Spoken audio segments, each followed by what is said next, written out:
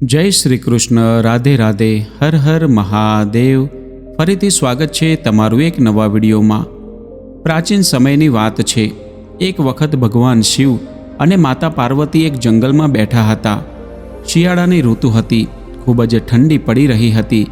ત્યારે માતા પાર્વતી શિવજીને કહે છે, હે પ્રાણનાથ, એવું શું કરવું જોઈએ કે જેથી આજની રાત્રિ આરામથી પસાર થઈ જાય અને ઠંડી પણ ખૂબ જ લાગી રહી છે। માતા પાર્વતી કહે છે, કોઈ એવી કહાની સંભળાવો કે જેથી આજની આ રાત આરામથી પસાર થઈ જાય। શિવજી પોતાની પત્નીની વાત સાંભળીને એક કહાની શરૂ કરે છે અને માતા પાર્વતીને કહે છે, તમે આ કહાની ખૂબ જ ધ્યાનથી સાંભળજો। આ કહાની ખૂબ જ જ્ઞાનવર્ધક અને પ્રેરણાદાયી છે અને જે કોઈ મનુષ્ય આ કહાનીને અંત સુધી સાંભળશે અને સમજશે તેનું અવશ્ય કલ્યાણ થશે, તેને સુખ સંપત્તિ અને સૌભાગ્યની પ્રાપ્તિ થશે। તેના જીવનમાં ક્યારેય પણ ધનની કમી નહીં રહે અને તેની દરિદ્રતા તરત જ દૂર થઈ જશે। હવે ભગવાન શિવ કહે છે, આ કહાની એક રાજા અને તેમની પુત્રીઓની છે। ઘણા સમય પહેલાંની વાત છે। એક રાજા હતો જેની 7 પુત્રીઓ હતી। બધી 7 પુત્રીઓ ખૂબ જ સુંદર હતી, પરંતુ જે સૌથી નાની રાજકુમારી હતી તે સૌથી વધારે સુંદર અને સમજદાર હતી। તે રાજકુમારીનું નામ દુર્ગા હતું, જે પોતાની બધી બહેનોમાં સૌથી વધારે સમજદાર હતી। રાજાની પહેલી પત્નીનું મૃત્યુ થઈ ગયું હતું। માતાના મૃત્યુના સમયે 7 પુત્રીઓ ખૂબ જ નાની હતી। ત્યારબાદ 7 રાજકુમારીઓના પાલન પોષણની જવાબદારી રાજા પર આવી ગઈ। રાજા પોતાની દીકરીઓને ખૂબ જ પ્રેમ કરતા હતા। રાજા 7 રાજકુમારીઓની ખૂબ સારી રીતે દેખભાળ કરતા હતા। તેમને માતા પિતા બંનેનો પ્રેમ આપતા હતા। રાજા હંમેશા ધ્યાન રાખતા કે 7 રાજકુમારીઓને ક્યારેય તેમની માતાની કમી મહેસૂસ ન થાય। એટલા માટે તેઓ રાજકુમારીઓ માટે અલગ અલગ પ્રકારના સ્વાદિષ્ટ વ્યંજનો બનાવડાવતા અને તેમના માટે સારા સારા કપડાઓની પણ વ્યવસ્થા કરતા।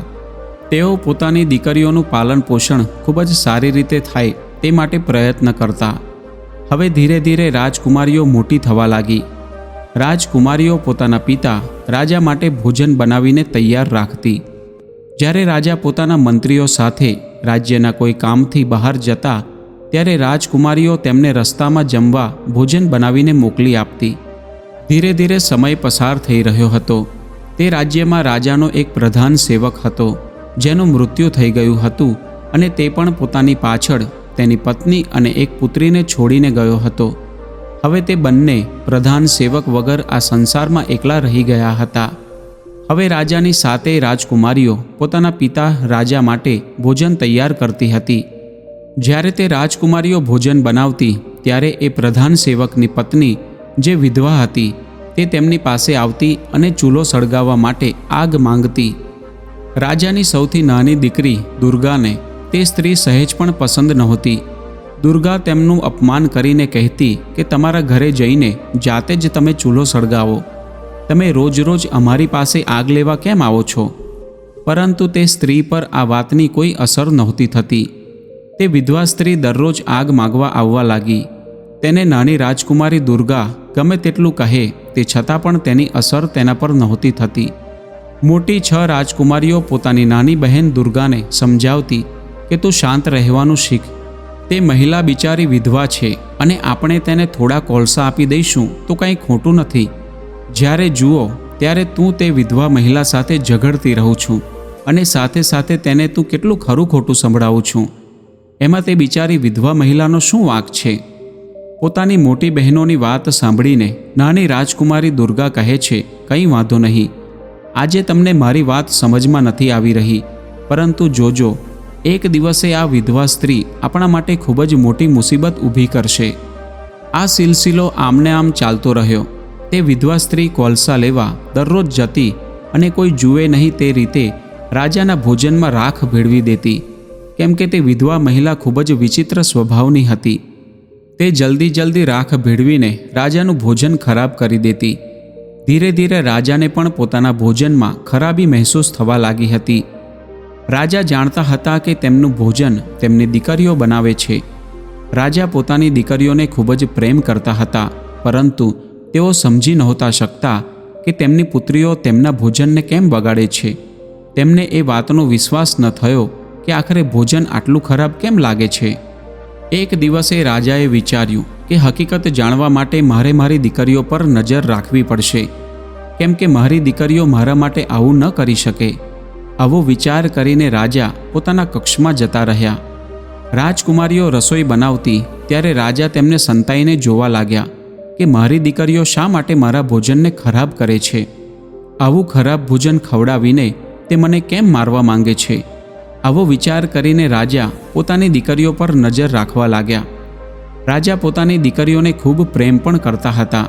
રાજાએ તેમની દીકરીઓને રસોઈ બનાવતા જોઈ તે જાણવા માંગતા હતા કે મારી દીકરીઓ કેવી રીતે ભોજનને ખરાબ કરે છે. તેમની સાથે દીકરીઓ સાવધાનીપૂર્વક ચોખા ધોઈ રહી હતી અને ખૂબ જ સ્વચ્છતાપૂર્વક ભોજનને તૈયાર કરી રહી હતી. જેવા જ બધા પ્રકારના ભોજન બનીને તૈયાર થઈ ગયા ત્યારે રાજાએ જોયું કે તેમની દીકરીઓએ તૈયાર થયેલા ભોજનને ખૂબ જ સાવધાનીપૂર્વક ચૂલા પરથી ઉતારીને દૂર મૂકી દીધું હતું. ત્યારબાદ રાજાએ જે જોયું તેનાથી તે ખૂબ જ આશ્ચર્યચકિત થઈ ગયા.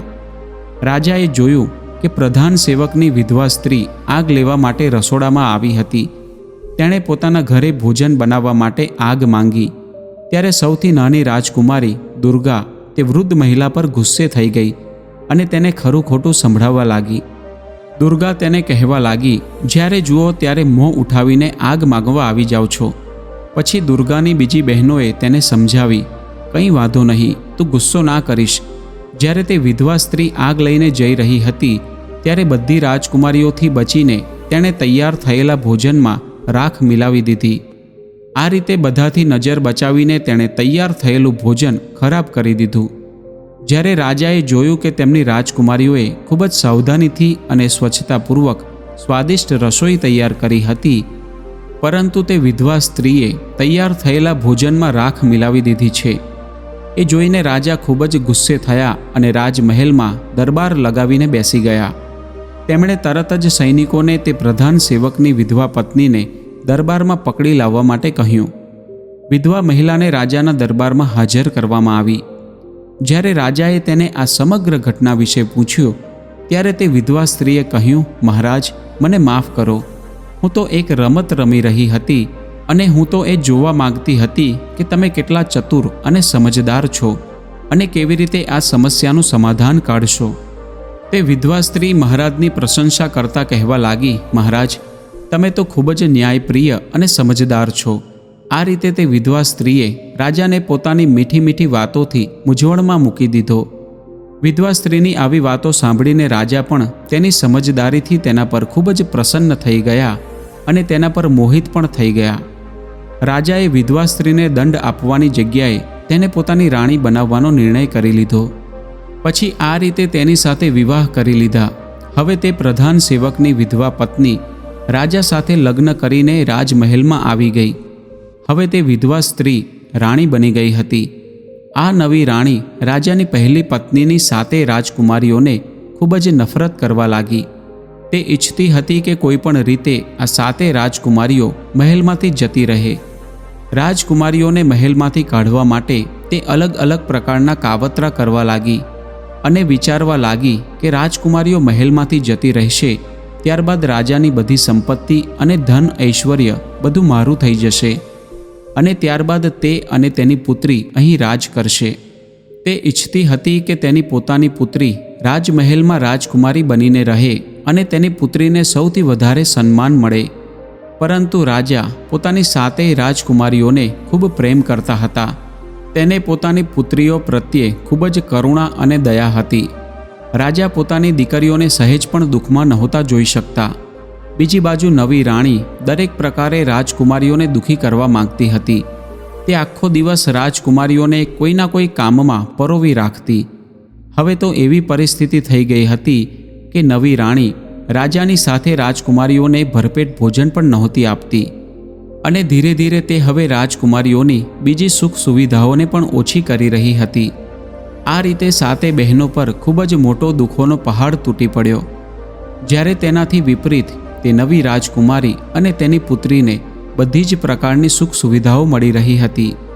તેની દીકરી રાજકુમારીની જેમ મહેલમાં રહેવા લાગી. રાણી પોતાની દીકરી માટે અલગ અલગ પ્રકારના સ્વાદિષ્ટ વ્યંજન બનાવડાવતી, તેને સારા સારા કપડાં પહેરવા માટે આપતી અને તેની માટે સારી સારી ચીજ વસ્તુઓનો સંગ્રહ કરતી. આ જોઈને રાજાની 7 રાજકુમારીઓ ખૂબ જ દુઃખી રહેતી. એક દિવસે આ વાતથી ખૂબ દુઃખી થઈને 7 રાજકુમારીઓ મહેલમાંથી બહાર પોતાની માની સમાધિ પર જઈને ખૂબ જ રડવા લાગી. ત્યાં જઈને તે પોતાની માને કહેવા લાગી, માં, તું તમારી આ લાચાર પુત્રીઓને નથી જોઈ શકતી? અમે બધા કેટલા બધા દુઃખી છીએ. અમારી સોતેલી માં અમારા પર ખૂબ જ અત્યાચાર કરે છે.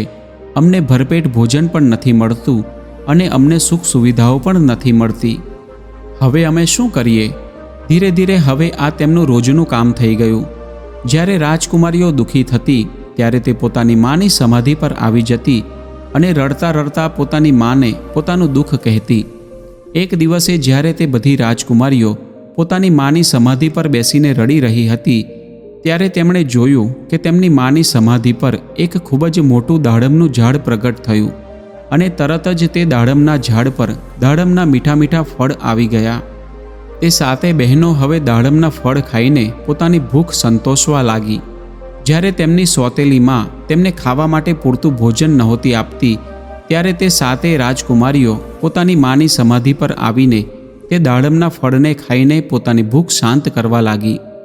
આગળ જતાં તે 7 રાજકુમારીઓએ પોતાની સોતેલી માં દ્વારા આપવામાં આવતા તે ખરાબ ભોજનને જમવાનું બંધ કરી દીધું અને ફક્ત દાડમના ફળને ખાઈને જીવવા લાગી.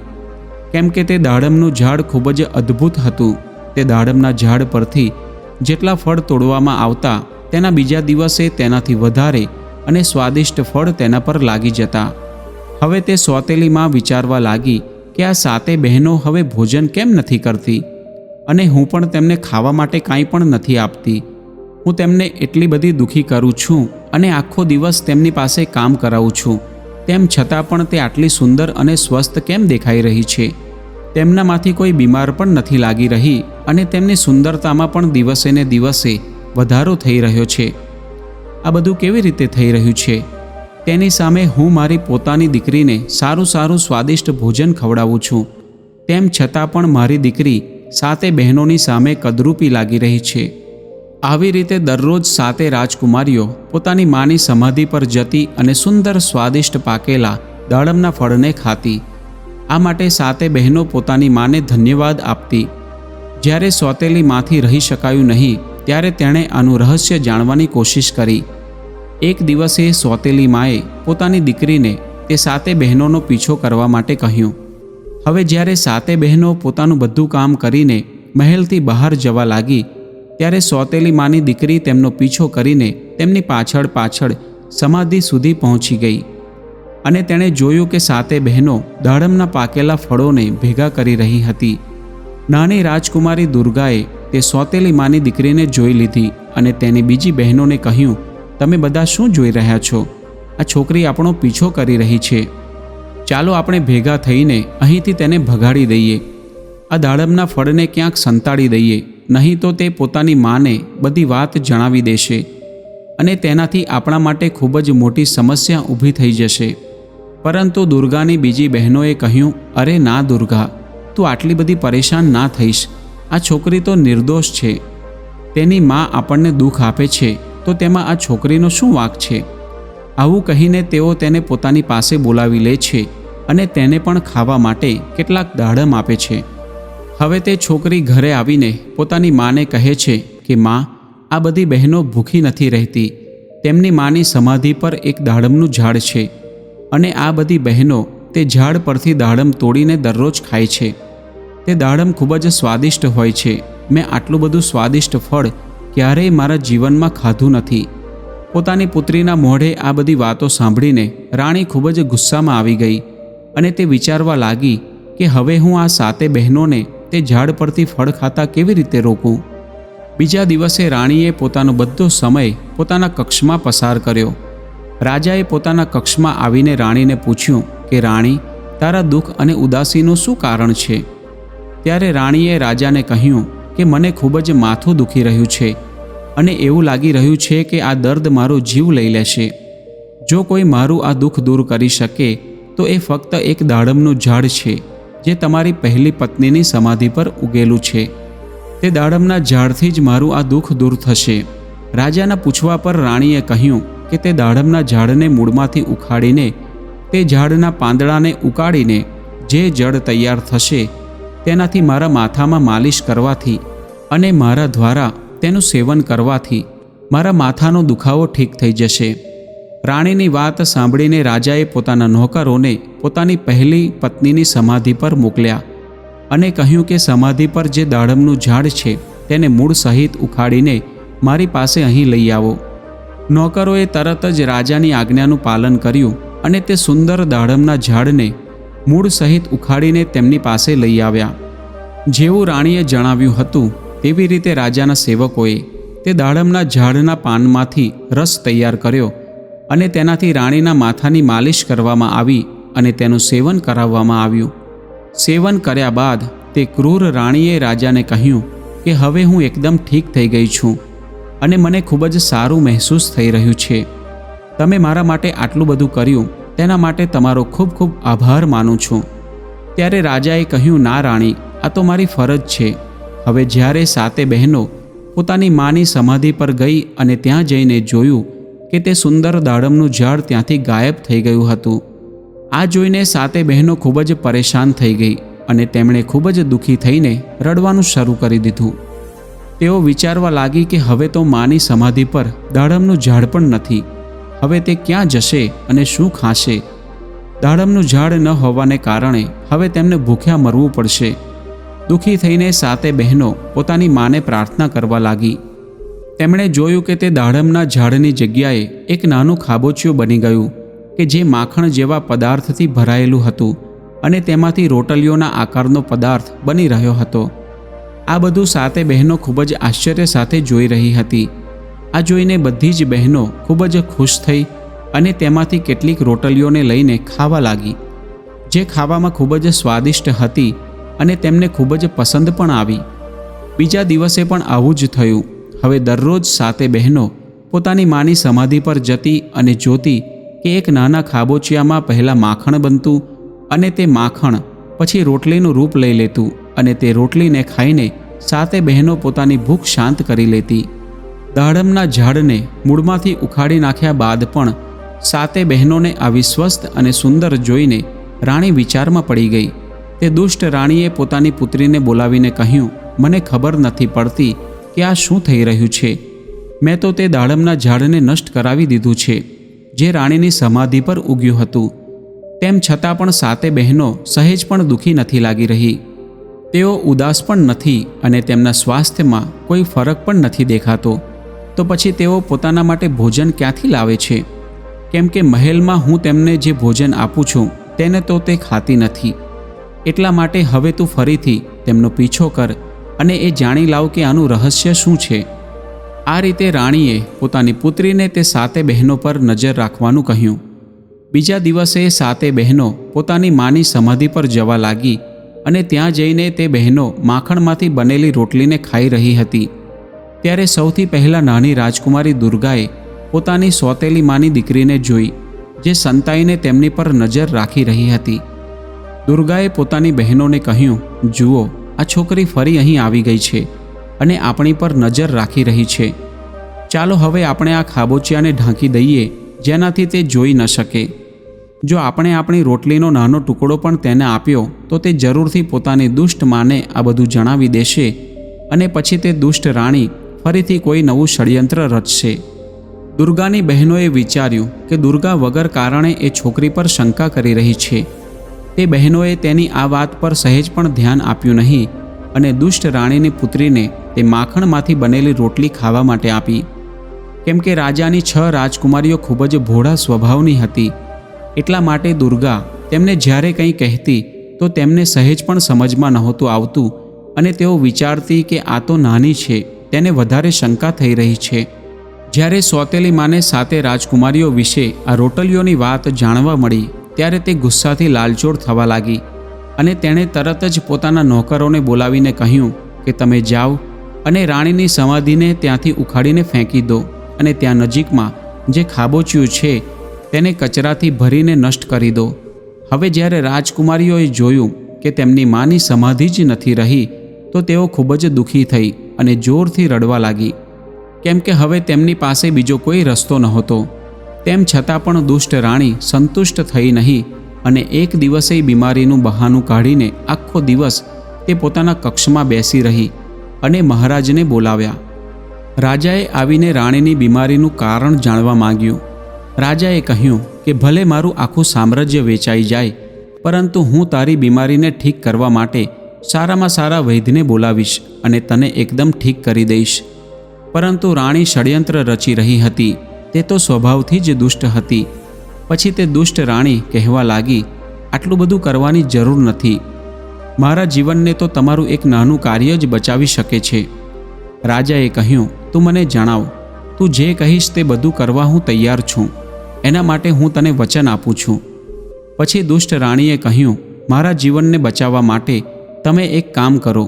તમારી પહેલી પત્નીની જે 7 રાજકુમારીઓ છે તેઓની તમે હત્યા કરી દો અને તેમની હત્યા કર્યા બાદ તેમનું લોહી મારા માથામાં અને હાથ પર લગાવજો.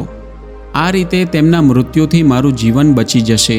આ શબ્દોને સાંભળીને રાજા ખૂબ જ દુઃખી થઈ ગયા, જાણે તેમના પગ નીચેથી જમીન ખસી ગઈ હતી. તે બેભાન થઈને પડવાની તૈયારીમાં જ હતા. તેમ છતાં પણ રાજાએ પોતાની જાતને સંભાળી લીધી. રાજાને પોતે આપેલું વચન તૂટવાનો ભય હતો. તે રાજા પોતાની 7 દીકરીઓને પોતાના જીવથી પણ વધારે પ્રેમ કરતા હતા. ત્યારબાદ રાજાએ પોતાના મનને કઠોર કર્યું અને રાજકુમારીઓને શોધવા લાગ્યા. ત્યારબાદ રાજાએ તેમની 7 રાજકુમારીઓને તેમની માની સમાધિની જગ્યાએ બેઠેલી જોઈ. રાજા તેમની પાસે પહોંચ્યા અને તેમણે જોયું કે તેમની બધી દીકરીઓ રડી રહી હતી. પોતાની દીકરીઓની આવી હાલત જોઈને રાજાનું હૃદય કંપી ઉઠ્યું, કેમ કે રાજા પોતાની દીકરીઓને ખૂબ જ પ્રેમ કરતા હતા. એક બાજુ તે દુષ્ટ રાણીની ઈચ્છા, રાજાની પ્રતિજ્ઞા અને બીજી બાજુ તેમની 7 દીકરીઓનું જીવન. રાજાને હવે સમજમાં નહોતું આવી રહ્યું કે તે હવે શું કરે. રાજા હવે સમજવા લાગ્યા હતા કે તેમની 7 દીકરીઓ તેમની સોતેલી મા સાથે ખુશ નથી અને તેમની સોતેલી મા પણ તેમને ખુશ નથી રાખી રહી. ત્યાં જઈને રાજા ખૂબ જ પ્રેમપૂર્વક તેમની દીકરીઓને કહેવા લાગ્યા કે તમે મારી સાથે જંગલમાં ચાલો. પિતાની વાત સાંભળીને 7 બહેનો તેમની સાથે ચાલવા લાગી. જંગલમાં થોડે દૂર જઈને એકાંતમાં રાજાએ આગ સળગાવી અને તેમના માટે થોડું ભોજન બનાવ્યું અને તેમને ખાવા માટે આપ્યું. બપોરનો સમય હતો. એ સમયે ખૂબ જ ગરમી લાગી રહી હતી, જેથી બપોરે ભોજન કર્યા બાદ 7 બહેનો ખૂબ જ ગાઢ નિંદ્રામાં પોઢી ગઈ. જ્યારે રાજાએ જોયું કે 7 રાજકુમારીઓ સૂઈ ગઈ છે તો તે સંતાઈને તેમનાથી નજર બચાવીને ત્યાંથી જતા રહ્યા. રાજા પોતાના મનમાં એ વિચાર કરીને ખુશ હતા કે મારી દીકરીઓ જ્યાં પણ રહેશે ત્યાં કમસે કમ તે જીવિત તો રહેશે. તે પોતાની સોતેલી માના અત્યાચારથી તો બચેલી રહેશે કે પછી ક્યાંક જઈને પોતાનું જીવન ગુજારી લેશે. પછી રાજાએ ભગવાનને પ્રાર્થના કરી કે આ ઘનઘોર જંગલમાં ભગવાન તેમની 7 દીકરીઓને હિંસક પ્રાણીઓથી રક્ષા કરે અને તેમના માટે ભોજન ઉપલબ્ધ કરાવી આપે. રાજા આવી રીતે વિચાર કરતા અને વારંવાર ભગવાનને પ્રાર્થના કરતાં કરતાં પાછા જતા રહ્યા. રાજાએ પાછા આવતા સમયે જંગલમાં એક હરણને માર્યું અને તેના લોહીને લઈને મહેલમાં પાછા આવી ગયા. રાજાએ રાણીના માથામાં અને હાથ પર તે હરણના લોહીને લગાવ્યું. તે દુષ્ટ રાણીએ વિચાર્યું કે રાજાએ સાચે જ તેની 7 રાજકુમારીઓને મારી નાખી છે. તેણે રાજાને કહ્યું કે હવે તે એકદમ સારું મહેસૂસ કરી રહી છે. બીજી બાજુ જંગલમાં રાજાના ગયા બાદ 7 બહેનો ઊંઘમાંથી જાગી અને પોતાની જાતને જંગલમાં એકલી મહેસૂસ કરવા લાગી. જ્યારે તેમણે પોતાની ચારે બાજુ ભયંકર જંગલી જાનવરોનો અવાજ સાંભળ્યો ત્યારે તે અવાજને સાંભળતાની સાથે જ તે ડરથી ધ્રુજવા લાગી. ત્યારબાદ તેઓ રડવા લાગી અને જોર જોરથી ચિલ્લાવીને પોતાના પિતાજીને પોકારવા લાગી. તેમને આશા હતી કે તેમનો અવાજ સાંભળીને તેમના પિતાજી જરૂર પાછા આવશે. પરંતુ ઘણો સમય પસાર થઈ ગયો તેમ છતાં પણ રાજા આવ્યા નહીં. ઠીક તે સમયે બાજુના રાજ્યના રાજકુમારો તે જંગલમાં શિકાર કરવા માટે આવ્યા હતા.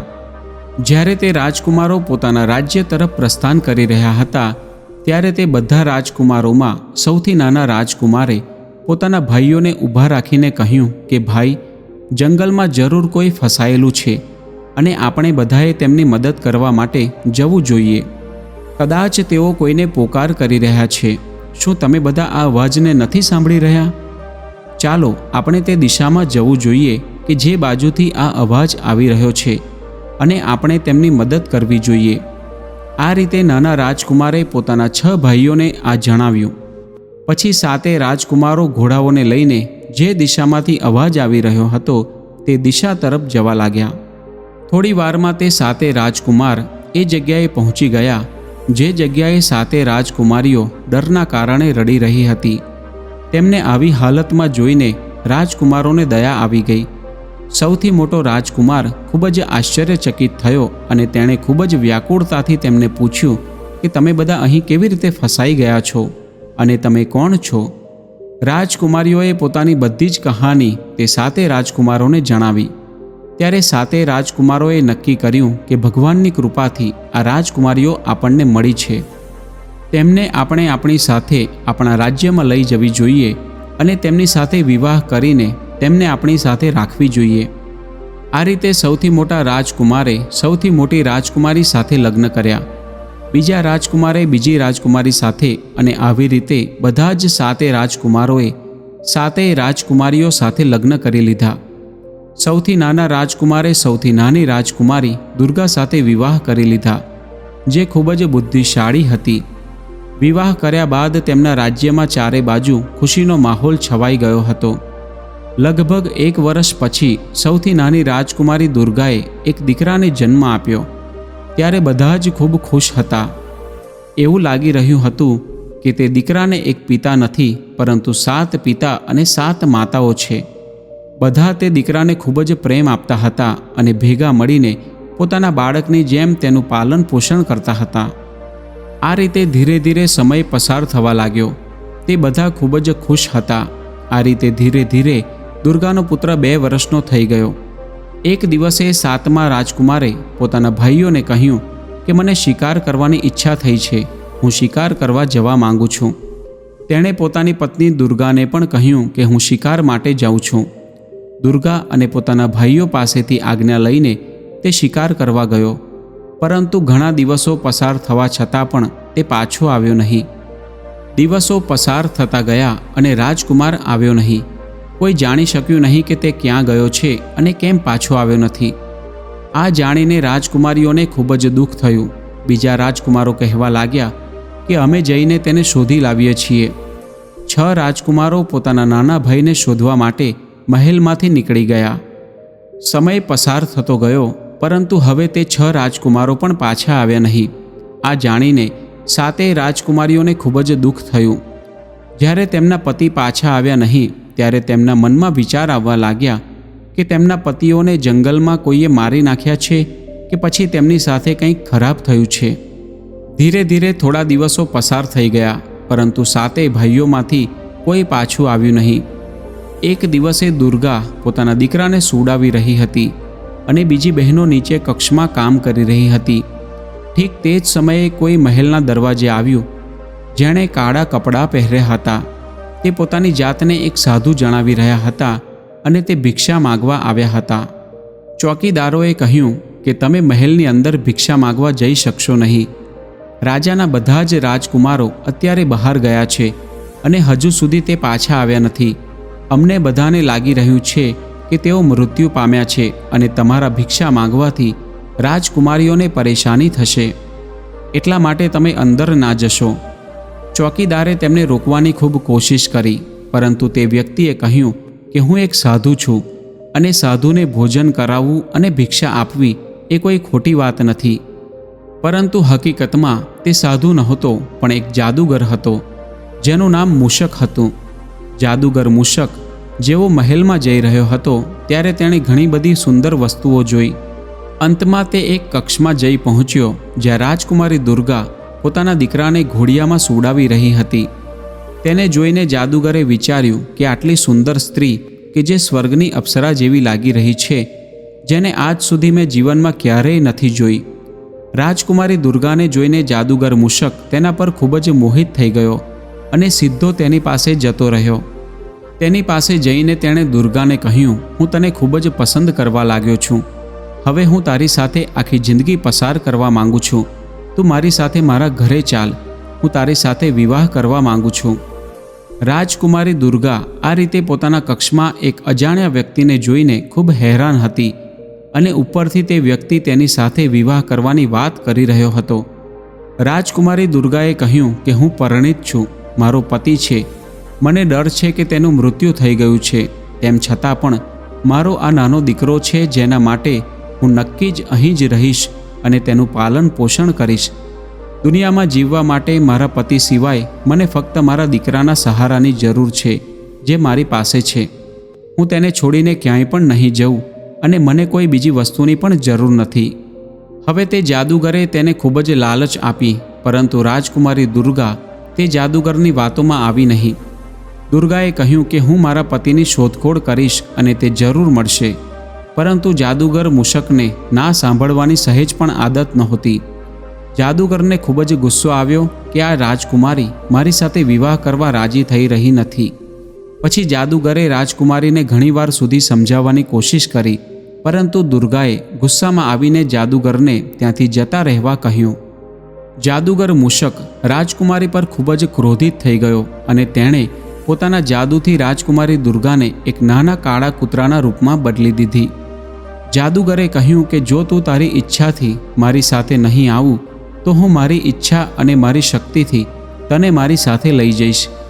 જ્યારે તે જાદુગરે રાજકુમારી દુર્ગાને કૂતરો બનાવી દીધી ત્યારે કૂતરો બનીને તે આમતેમ ભાગવા લાગી. બિચારી પાસે કોઈ શક્તિ પણ નહોતી કે જેથી તે પોતાની બીજી બહેનોને જણાવી શકે કે તેની સાથે શું થયું છે. દુર્ગા હવે જાદુગર મૂષક જેમ કહે તેવી રીતે કરવા લાગી.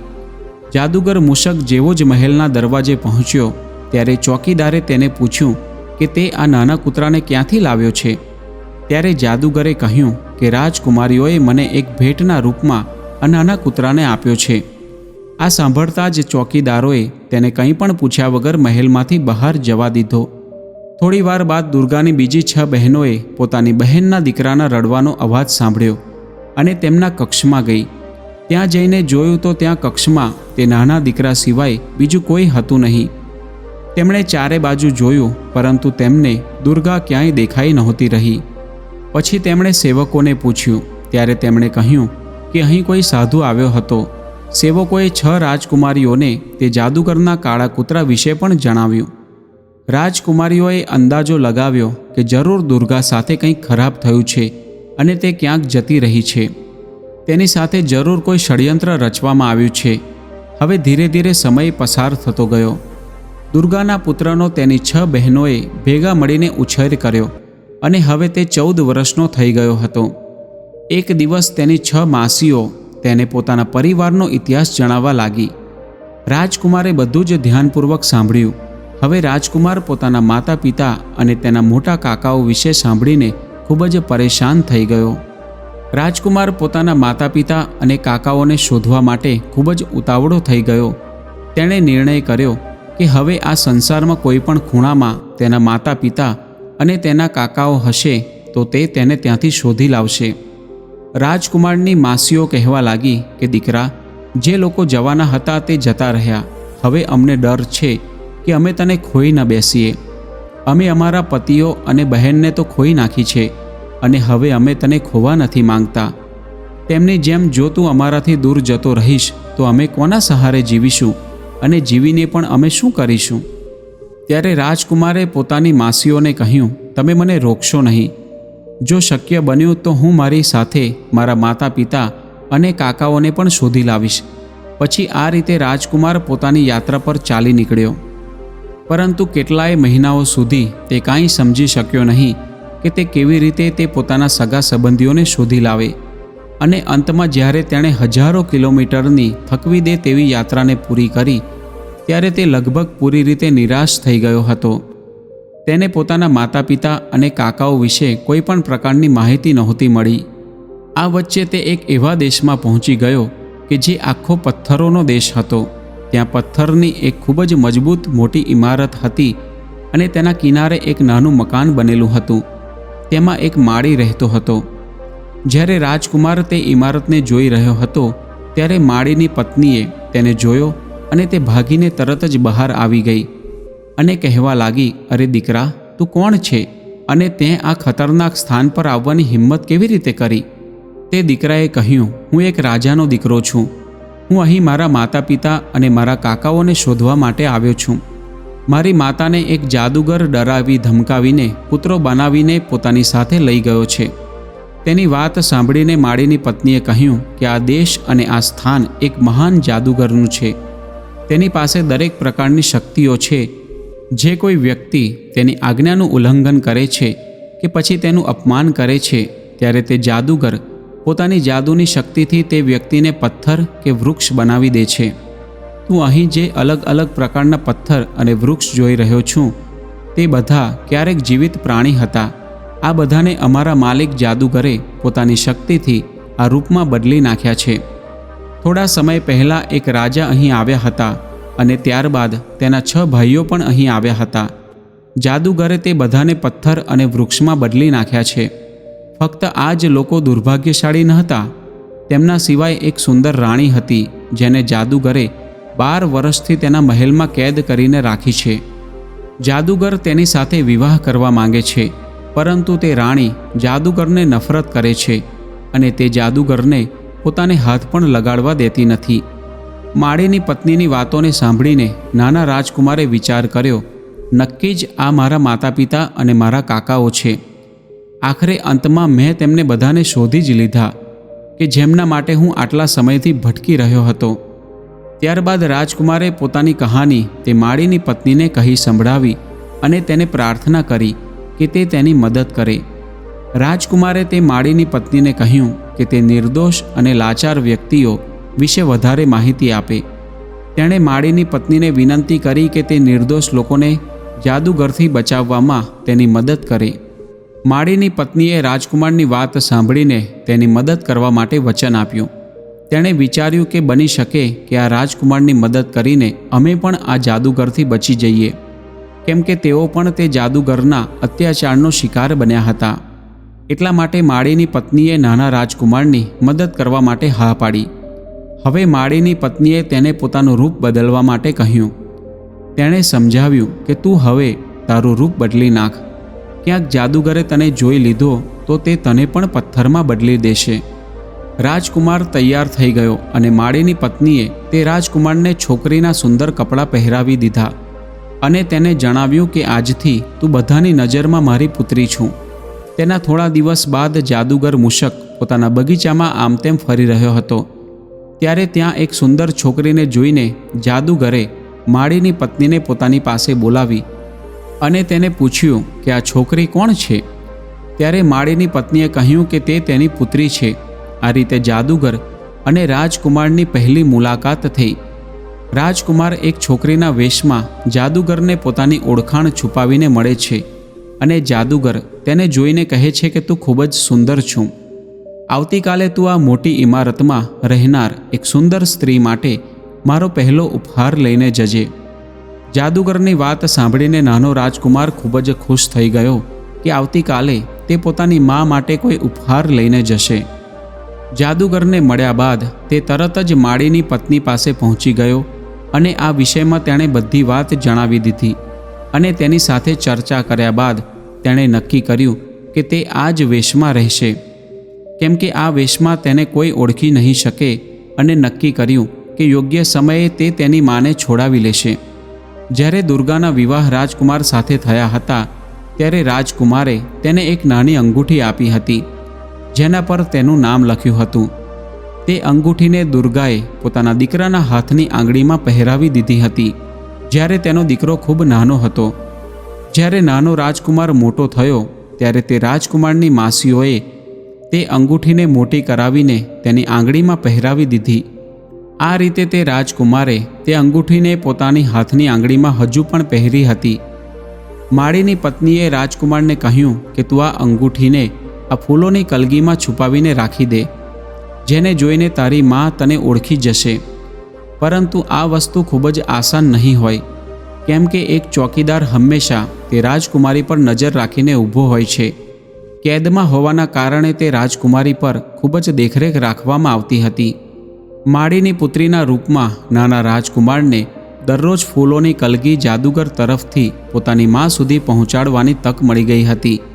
હવે તે દરરોજ ફૂલોની કલગી રાણીને પહોંચાડવા લાગ્યો. જાદુગરની એક દાસી હંમેશા તે રાજકુમારની માના કક્ષમાં રહેતી હતી. અંતમાં એક દિવસ કિસ્મતે રાજકુમારનો સાથ આપ્યો અને તેને એક એવો મોકો મળ્યો જ્યારે તે કક્ષમાં પોતાની મા સિવાય બીજું કોઈ વ્યક્તિ ત્યાં હાજર નહોતું અને કોઈ પણ તેને જોઈ શકે તેમ નહોતું. ત્યારે રાજકુમારે પોતાની આંગળીમાં પહેરેલી અંગૂઠીને કાઢીને ફૂલોની કલગીમાં બાંધીને તેની મા દુર્ગાના ચરણોમાં મૂકી દીધી. આ અંગૂઠી જમીન પર અથડાતા અવાજ આવ્યો. જ્યારે દુર્ગાએ તે ફૂલોની કલગી તરફ ધ્યાન આપ્યું ત્યારે તેણે વિચાર્યું કે આ ફૂલોની અંદર એવું શું છે કે જેથી આ વિચિત્ર અવાજ થઈ રહ્યો છે. ધ્યાનથી જોવા પર તેને ફૂલોની સાથે એક અંગૂઠી બાંધેલી દેખાઈ. દુર્ગા આ અંગૂઠીને ઓળખી ગઈ અને તેણે તરત જ આ ફૂલોની કલગી લાવનાર છોકરી તરફ જોયું. ત્યારે છોકરી બનેલા રાજકુમારે તેને પોતાના વિશે જણાવ્યું.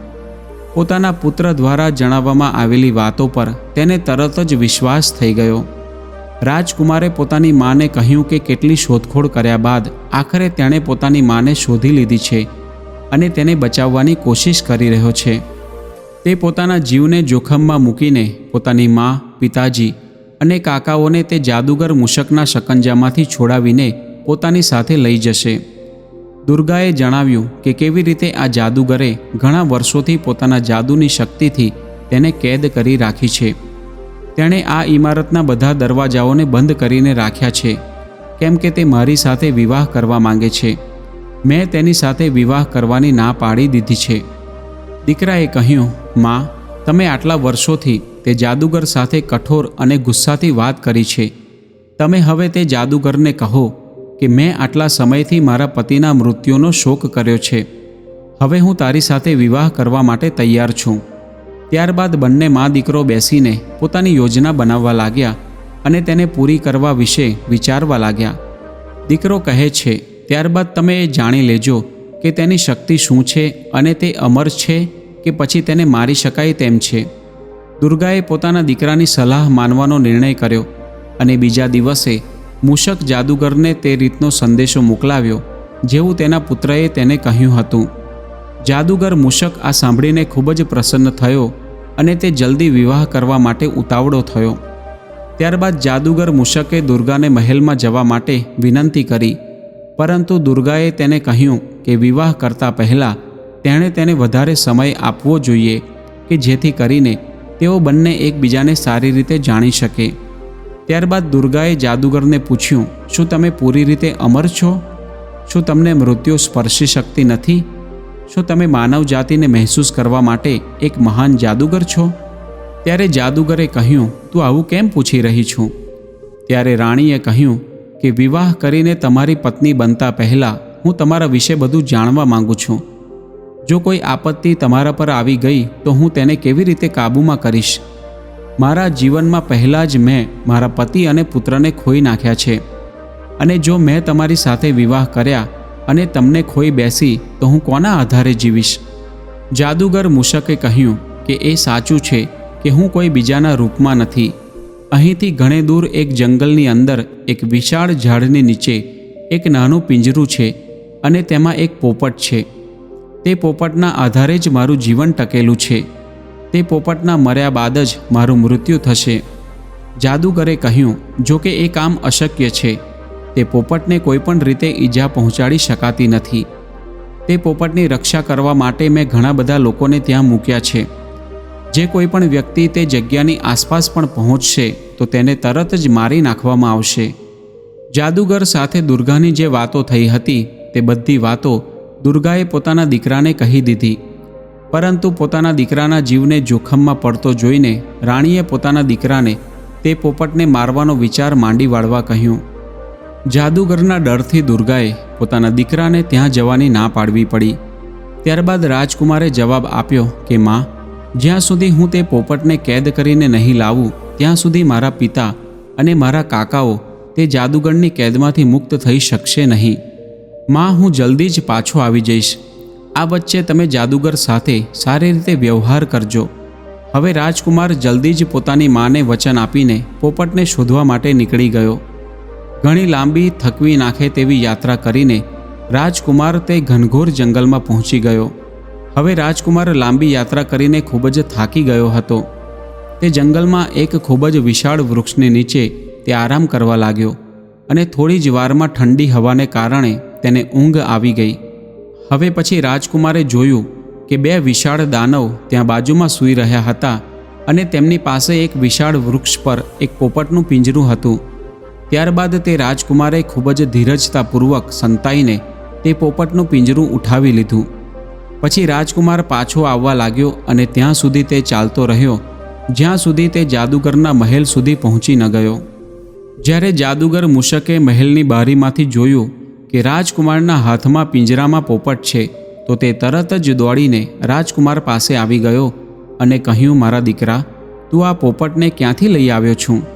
તું આ પોપટ મને આપી દે, તેના માટે હું તને ખૂબ જ ધન દોલત આપીશ. પરંતુ રાજકુમારે જાદુગરને ના પાડી દીધી. રાજકુમારે કહ્યું કે ના, હું મારા પોપટને તમને નહીં આપું. આ કેટલાય વર્ષોથી મારું પ્રિય પાલતુ પક્ષી છે. પછી જાદુગરે કહ્યું, જો આ તારું પ્રિય પાલતુ પક્ષી છે તો હું સમજી શકું છું કે તું મને મફતમાં તો નહીં આપે. તો જણાવ કે તને આ પોપટના બદલામાં શું કિંમત જોઈએ છે? તું જે કિંમત લગાવીશ એ હું તને આપીશ.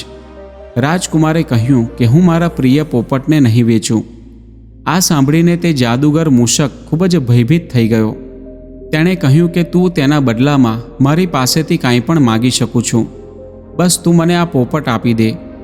જાદુગરની આ વાત સાંભળીને રાજકુમાર કહેવા લાગ્યો, ભલે ઠીક છે, જો તમે મને આ પોપટના બદલામાં કંઈક આપવા માગો છો તો પછી હું આ પોપટ તમને આપી દઈશ.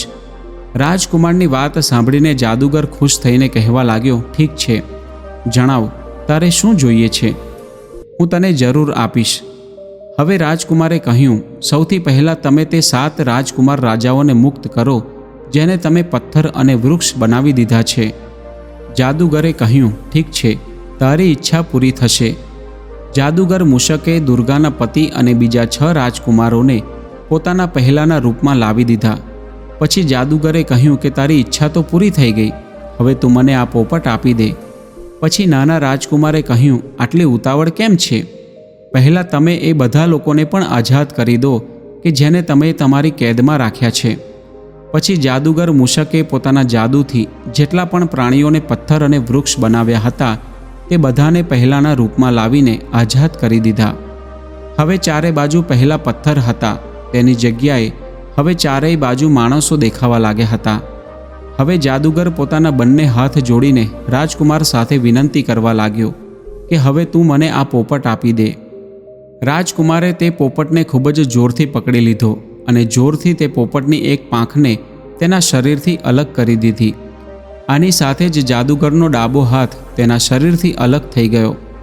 પછી રાજકુમારે તે પોપટની જમણી પાંખને પણ જોરથી ખેંચીને તેના શરીરથી અલગ કરી દીધી અને પછી જાદુગરનો જમણો હાથ પણ શરીરથી તૂટીને અલગ થઈ ગયો.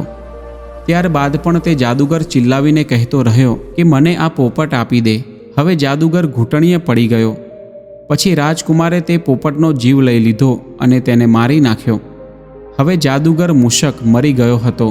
પછી તે પોપટ જાદુગર મૂષકના શકંજામાંથી આઝાદ થઈ ગયો અને ફરીથી જીવિત થઈને ઉડી ગયો. ત્યારબાદ રાજકુમારના પિતાએ પોતાની પત્ની દુર્ગાને મોટી ઇમારતમાંથી મુક્ત કરાવી અને આ રીતે રાજકુમાર પોતાના માતા પિતા અને પોતાના કાકાઓ સાથે પોતાના રાજ્યમાં પાછો આવી ગયો. આ રીતે રાજકુમારે પોતાના માતા પિતા અને કાકાઓને તે દુષ્ટ જાદુગરની કેદમાંથી આઝાદ કરાવ્યા. હવે તે બધા એક સુખી જીવન જીવવા લાગ્યા. રાજકુમારી દુર્ગાની 6 બહેનો પણ પોતાના પતિઓને જોઈને ખૂબ જ ખુશ થઈ ગઈ અને સુખપૂર્વક પોતાનું જીવન પસાર કરવા લાગી. હવે 7 રાજકુમારીઓએ પોતાના પતિઓને જણાવ્યું કે કેવી રીતે તેમની સોતેલી માં તેમનું અપમાન કરતી હતી અને કેવી રીતે તેમની જિંદગી બરબાદ કરવાની કોશિશ કરી હતી. પછી રાજકુમારોએ કહ્યું કે ચાલો હવે આપણે તમારા પિયરમાં જઈએ. પછી બધા ભેગા મળીને તે રાજ્યમાં જાય છે. જ્યારે રાજાને ખબર પડે છે કે તેમની 7 દીકરીઓ તેમને મળવા માટે આવી છે ત્યારે તે ખૂબ જ ખુશ થાય છે. પોતાની દીકરીઓને મળીને તે પોતાના આંસુ રોકી શક્યા નહીં અને જોર જોરથી રડવા લાગ્યા અને કહ્યું કે દીકરીઓ, મને માફ કરી દેજો. હું તમને ખૂબ જ પ્રેમ કરતો હતો, પરંતુ હું શું કરતો? મારી મજબૂરી હતી, એટલા માટે જ મેં તમારો જીવ બચાવવા તમને જંગલમાં એકલી છોડી દીધી હતી.